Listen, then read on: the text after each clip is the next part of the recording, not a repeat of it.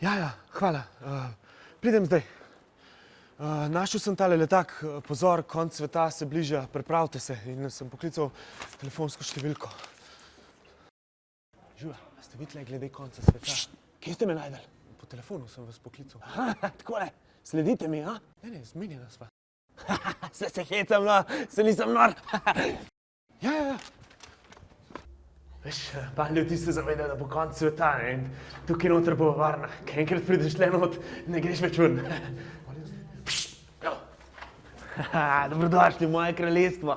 Razne bolezni bojo pobrale 2/3 svetovnega prebivalstva. 2/3 bo umrlo v nuklearni vojni, samo 1/3 se bo lahko rešila s tem, da se bo skrila v podzemlje. Probam pogooglati, koliko tretjin ljudi je na svetu, pa ni signala. Imate mogoče vaj? Kaj ne?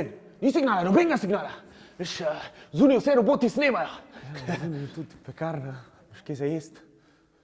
Ljudi bo vedno več in hrane bo enkrat zmanjkalo, zato je treba biti pripravljen.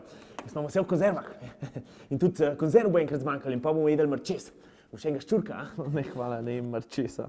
Bi pa en sladoled. A imaš mogoče vegansko pistacijo? Kaj je pistacija? Ej, a imaš Netflix? Jaz rajši umrem, da bi zamudil zadnjo epizodo Riverdala. Riverdale? Veš, kaj se bo zgodilo z rekama? Vse bo naraslo, vse bo pod vodo.